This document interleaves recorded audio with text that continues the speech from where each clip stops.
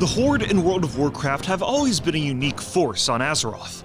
They're a conglomeration of the disparate outcasts of the fringe factions on the planet. Each playable race all have their own unique reasons for joining the Horde. Some join through fleshed out methods of storytelling and world building, others not so much.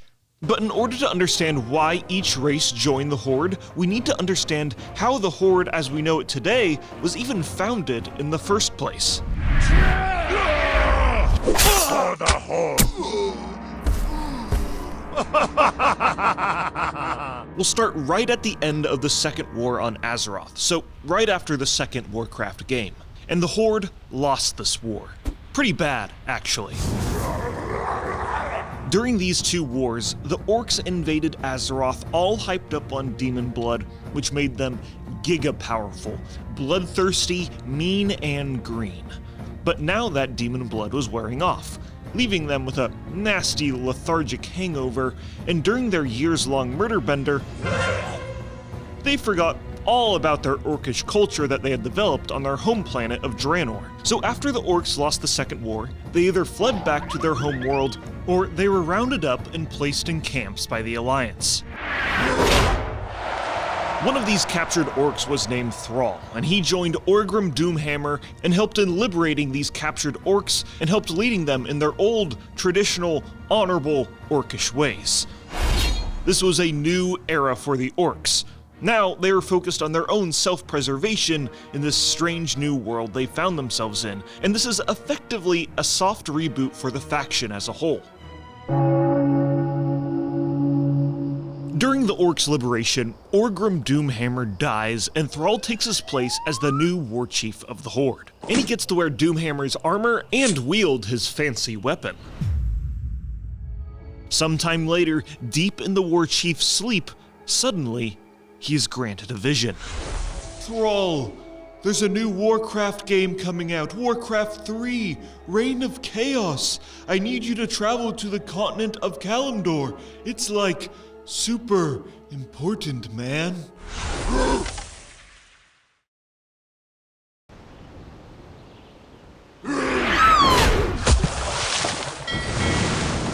So Thrall and the Horde steal some Alliance boats and set sail for the continent of Kalimdor. But on their way, they get caught up in a storm and settle on a remote island.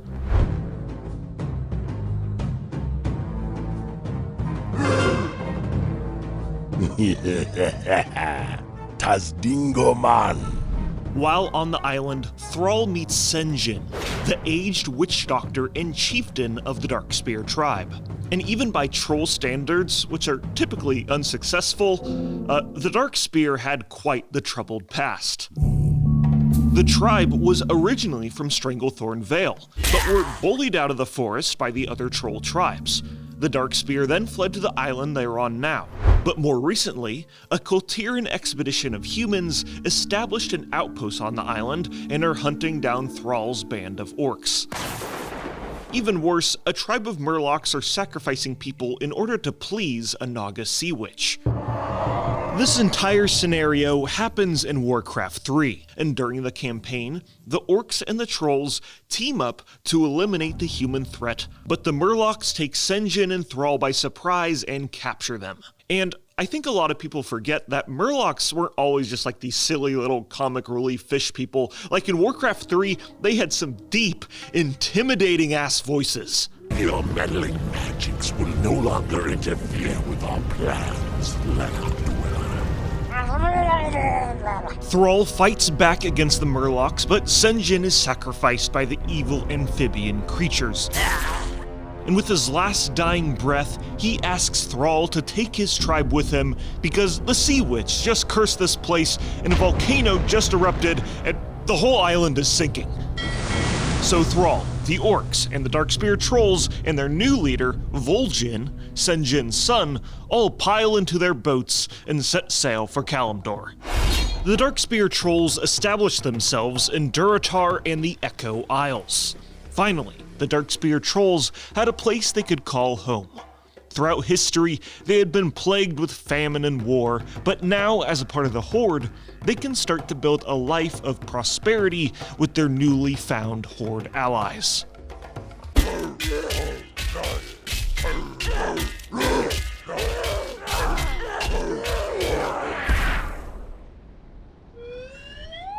Someone call for the doctor?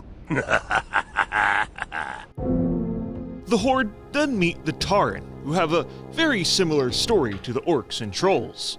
The Tauren are a tribal, shamanistic race who have lived in harmony with nature for generations. Only recently, the Centaur have been encroaching on their lands and threaten to drive the Tauren to extinction. Thrall meets the Tauren leader, Karen Bloodhoof, and helps the Cow People claim the lands of Mulgore, and in return, the Tauren join the Horde. For the Horde.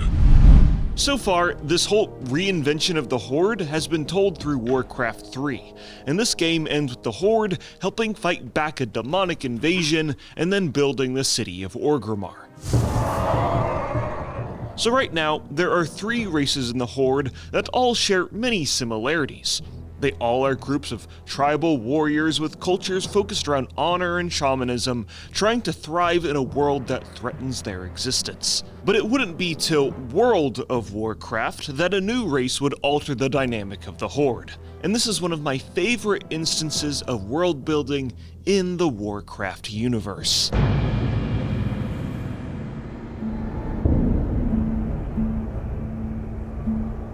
The Forsaken were formerly the citizens of Lordaeron, who were enslaved and undeath by the Lich King, then later broken from the shackles of his domination magic.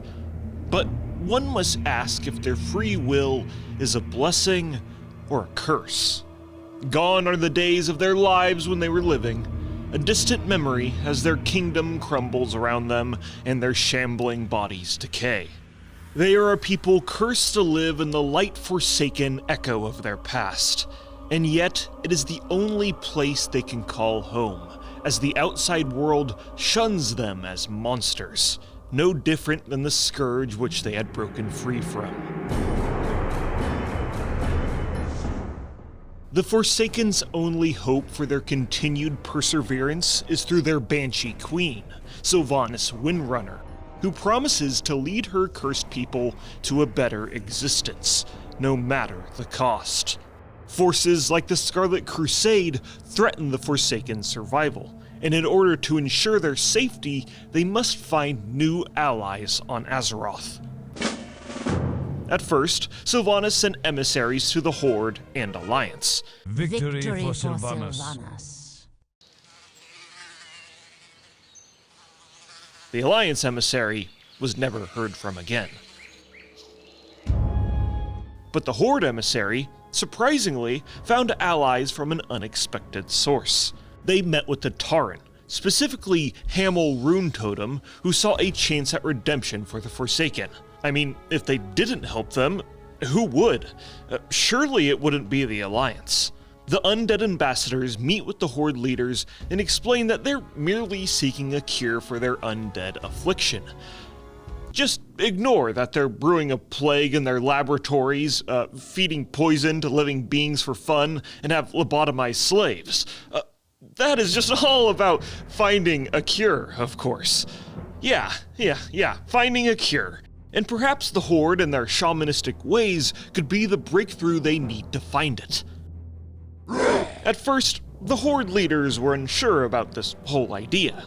During the Third War, they fought the Scourge. Were these Forsaken really that different? But on the other hand, they have a fortified city in the Eastern Kingdoms, a part of Azeroth with virtually no Horde presence, and it could be a crucial asset to the Horde. Upon further discussion, the shamans of the Earthen Ring suggested that it was the Horde's obligation, no, it was their duty to aid the Forsaken. The Orcs were also labeled as monsters after drinking the demon blood, and only just recently altered their course for redemption. Couldn't you say the Forsaken are trying to do the same? And so, the Forsaken were officially accepted into the Horde, although their partnership with the other Horde races was not as tight-knit. Regardless, the Forsaken were allowed to establish an embassy in Thunderbluff called the Pools of Vision. But the Forsaken would be critical in the recruitment for the next race to join the Horde.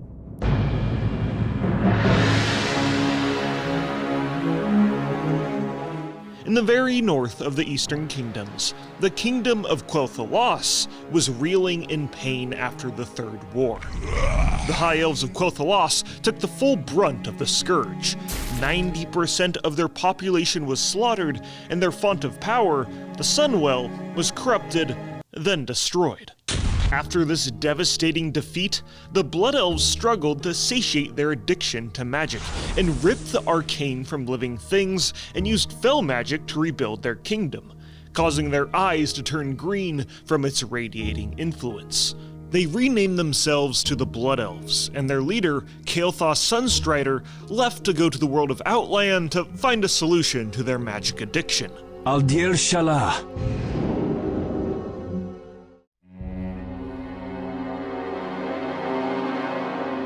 But their battle against the Scourge was not over. In the corrupted Ghostlands, their necromantic influence still festered, and the Blood Elves had no allies to help them in their weakened state. You'd think the Alliance would help, but that's where you're wrong. In the previous Third War, the Blood Elves briefly allied with the Alliance soldiers who were incredibly unreliable and kind of left them for dead. And more recently, the Night Elves joined the Alliance. The Night Elves being one of the longest running enemies for the Blood Elves. So instead of helping, the Alliance kinda just spied on them to make sure they weren't doing anything nefarious. But what the Blood Elves did find was help from an unexpected ally. Hello? The Forsaken came to the Blood Elves' aid and developed a unique partnership. First and most importantly, they both hated the Scourge, as the Scourge had destroyed both of their homes and their lives. Second, Sylvanas the Banshee Queen was formerly the Ranger General of Quel'Thalas, and was killed by the Scourge, so they have a special connection to the land and an incentive to reclaim it. It was through this unique partnership that the Blood Elves would eventually join the Horde. For the Horde. The reasons for the Forsaken and the Blood Elves joining the Horde are some of my favorite lore tidbits in the Warcraft universe, and a great continuation of the lore from Warcraft 3. But you'll notice for future races that join the Horde, the explanation for them joining is far less nuanced, and mainly told through linear quest lines or, well, just barely at all, really. During the Cataclysm, the Bilgewater Cartel goblins were met with disaster as Mount Kajaro erupted, and the goblin city of Kazan was about to be destroyed, so they had to flee the island. Which is odd. If I had a copper for every time a volcano was involved in a race joining the Horde, I'd have 2 copper, which isn't a lot, but it's weird that it happened twice. Anyways, the goblins flee the island on Trade Prince Galliwix's boat, and the price for their escape is that they're all now his slaves. The boat gets attacked by Alliance, and they wash up on the Lost Isles.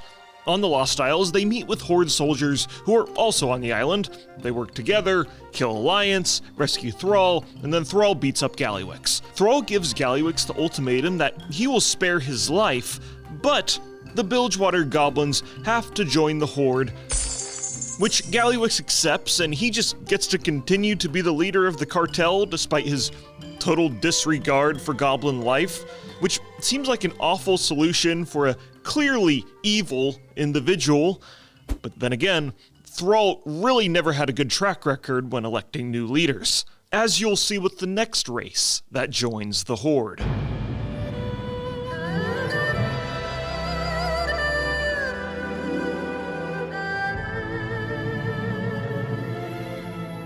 All playable Pandaren are from the Wandering Isle, a giant turtle with an entire zone on the back of it. During the intro questline, the Wandering Isle Pandaren are introduced to the Horde and the Alliance, and have to pick which faction to join. The Pandaren that join the Horde subscribe to the Hojin philosophy. This is a philosophy that inaction is the greatest injustice, and it's better to work fast than not at all. And the leader of this school of thought is a Pandaren named G. Firepaw. But the Horde aligning Pandaren joined the Horde at possibly the worst time in all of history, because Garrosh Hellscream, the warmongering war chief, is fully immersed in his bloodlust.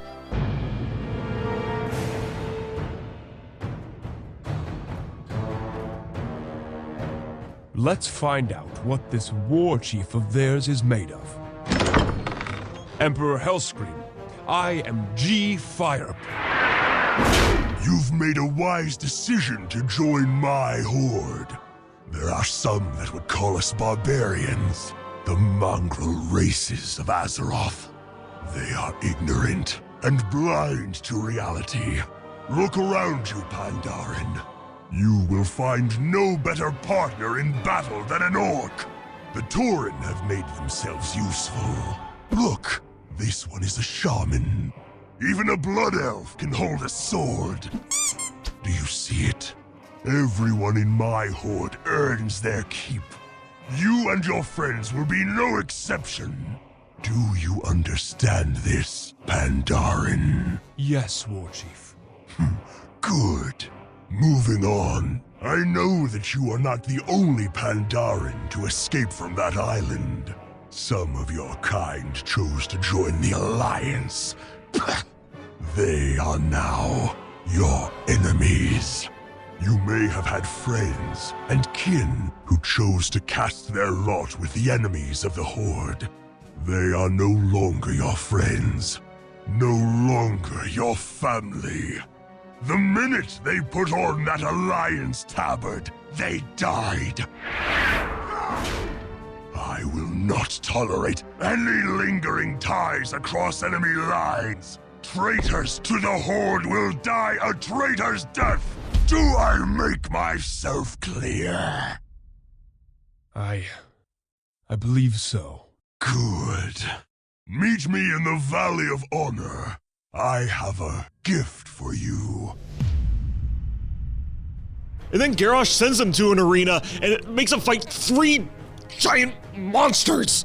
So realistically, I think the Pandaren that joined the Horde would swiftly turn around and leave if their leader told them that they need to kill their grandmother just because she's wearing a blue tabard. But the Pandaren stay, and there really is no lore about Horde Pandarens after this, other than G. Firepaw being set up for execution during the Siege of Orgrimmar raid, and if the players are too slow, he just straight up gets murdered. No! Watch this. The de facto Horde Pandaren leader then just sits around for the next 13 years. He's got a very minor role in a book and is a part of the Horde Council. But, yeah, that's kind of it. Okay, so the next races to join the Horde are allied races, introduced at the start of Legion and the Battle for Azeroth. Since this video is about why they joined the Horde and not the race's lore as a whole, I'll be going through these pretty quick. So the Horde and the Alliance and Legion both helped the High Mountain Tauren and the Nightborn, but both of these races ended up joining the Horde. For the High Mountain Tauren, it's because of their cultural ties with the Tauren. And throughout the expansion, we help liberate the city of Suramar from the control of the Legion, and find a solution to the Nightborn's arcane addiction, and First Arcanist Thalyssra becomes the new leader of the faction. But Tyrande, leader of the Night Elves, was hesitant to accept them into the Alliance. Tyrande was there in the early history of Elves on Azeroth thousands of years ago. She saw the cultural separation between the Lowborn and Highborn Elves, the betrayal of Queen Ajara, later the demonic corruption of Prince Kael'thas, and the deceit of Elisande. Now you tell me, would Thalyssra really be any different from the arcane-wielding Elvish leaders before her?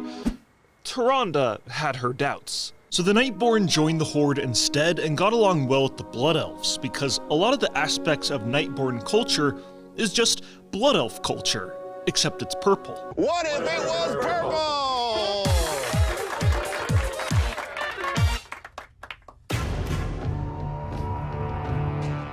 During the Battle for Azeroth expansion, the Horde meet up and ally with the Zandalari Trolls. During the main questline, we help save Princess Talanji's life, earn their trust, and fight alongside them when the Alliance starts pushing into their lands. So by the end of the expansion, they join the Horde. For the Horde! Also in Battle for Azeroth, the Volpera join the Horde.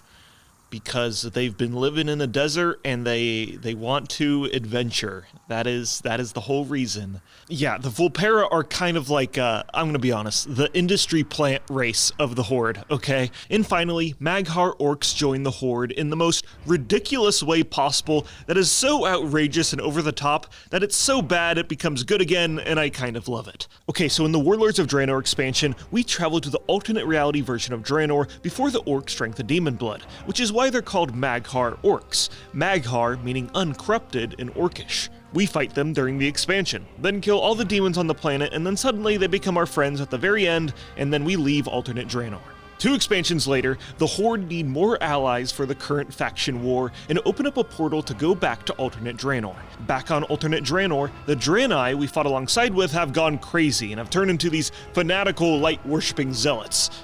And it's only a matter of time before they kill all of the Mag'har Orcs. So we help the Orcs, take them back to our timeline, and they join the Horde.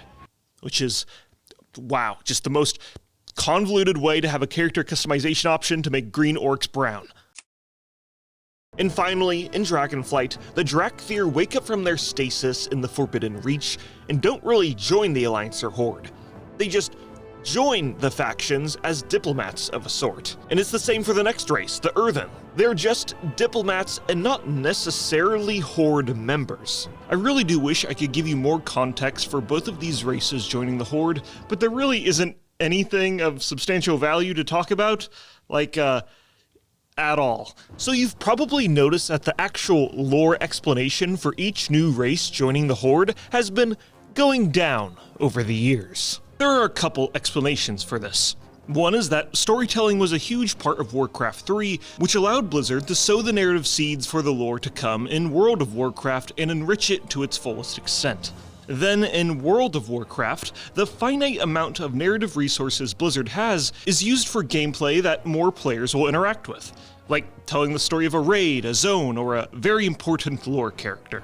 Yeah, you know, they could do a whole complex storyline filled with voice acting explaining the reasoning for the Pandaren staying in the Horde, but it's not like many players would actually interact with this content, and they would rather want lore for the flashy new showcase raid that is far more interesting to the wider player base. And that is why I love it when Blizzard releases short stories that allow us to dive deep into these topics for nerds like me. And there's an important part of Warcraft lore that I think a lot of people forget about, and it's that this game's lore is not the top priority for Blizzard. World of Warcraft's lore is used to help explain in-game content features first and foremost. And a majority of players do not care that deeply about the game's lore. At the end of the day, the average player just wants to play as a cute fox person, and they could care less about the in-depth lore justification for them to just play the frickin' cute fox person. And lastly, since Dragonflight, Blizzard has pretty much abolished any faction tension or nuance between the Horde and the Alliance. So new playable races really have no incentive to join one or the other. They pretty much pick their favorite color and which capital city looks prettiest. So despite World of Warcraft's framework being built around this Horde versus Alliance conflict and players having to make the decision between the Alliance or Horde, it's an extremely inconsequential part of the main story's lore. It's now this awkward disconnect that Blizzard is going to have to confront with each new race that gets added to the game, and I hope their solution isn't just making every new race neutral, because that's really, really boring. So in summary, what unifies the Horde is that they are the remnants of a war-tarnished world. The outcast races desperate to carve out a place of belonging despite their troubled past. The Orcs fostered a new era after their defeat in the Second War. The Darkspear Trolls fight to find prosperity in the echo of their ancient troll empire, while the Tauren strive to preserve their nomadic, spiritual way of life in the face of encroaching threats. The Forsaken attempt to separate themselves from their Scourge origins. The Blood Elves seek redemption and stability after their kingdom's destruction and their addiction to magic. Each race within the Horde has its own unique struggles and desires, but they are bound by the harsh realities of a world shaped by war, loss, and survival. They are united by necessity of standing together against both internal strife and external dangers. even if their individual goals may sometimes differ. The Horde represents resilience, the persistence to rebuild from devastation, and the will to survive despite the overwhelming odds they face. Each race of the Horde shares the legacy of war, but together they work for a future of hope. And I think that's some badass lore. Thanks for watching. Now if you'll excuse me, I'm gonna go zug it out with my boys. Zug zug.